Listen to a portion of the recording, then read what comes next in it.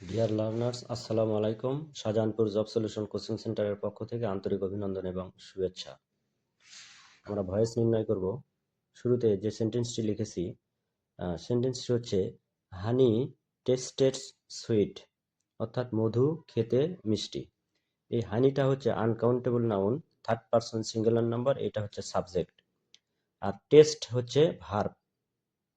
তাছাড়া আমরা টেস্ট, তার সাথে এস আছে, এস বা ইএস থাকলে সেটা V1 অথবা প্রেজেন্ট ইনডিফিনিট অথবা মূল ভার্ব যদি থাকে তাহলে বুঝতে হবে এটা হচ্ছে প্রেজেন্ট ইনডিফিনিট টেন্সের জন্য এই ভার্বটা আর কি, এবং এটা প্রেজেন্ট ইনডিফিনিট টেন্স হয়। এবং তারপরে আছে সুইট, এটার নাম হচ্ছে অ্যাডজেক্টিভ। এই সুইটটা অ্যাডজেক্টিভ, অর্থাৎ মধু খেতে মিষ্টি।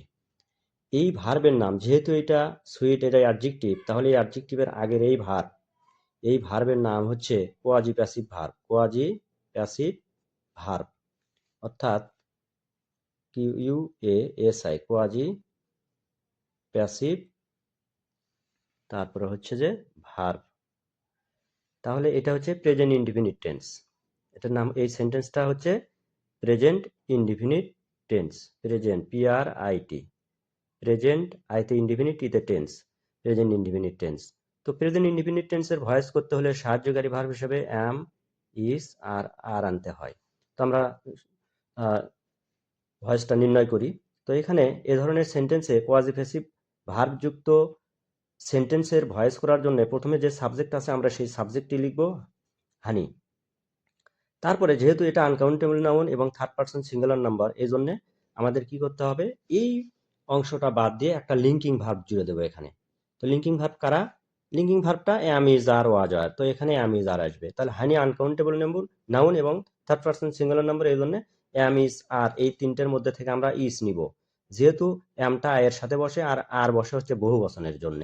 তো হানি আনকাউন্টেবল নাউন এবং থার্ড পারসন সিঙ্গুলার নাম্বার, এই জন্য এটা দেবো। অর্থাৎ এস আলা মানেই হচ্ছে থার্ড পারসন সিঙ্গুলার নাম্বার। তাহলে হানি ইজ, এটা বাদ, এটা পরে আমরা দেবো এখন অ্যাডজেক্টিভ সুইট, মধু হয় মিষ্টি।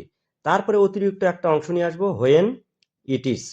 হোয়েন ইট ইজ, যেহেতু এটা থার্ড পারসন সিঙ্গুলার নাম্বার এবং আনকাউন্টেবল নাউন, এই জন্য হোয়েন ইট ইজ হবে। When it is.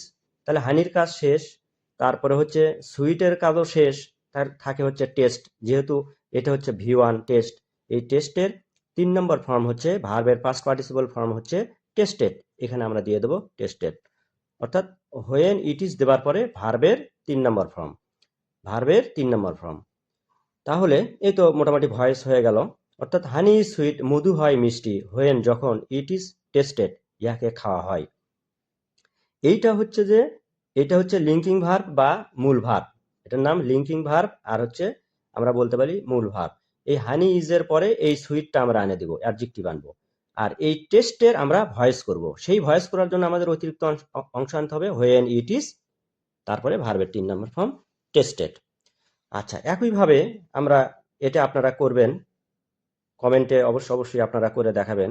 হ্যাঁ, তো যেমন rice sales chip, rice sales chip, এটা আপনারা করবেন। তো ধন্যবাদ সবাইকে, আসসালামু আলাইকুম।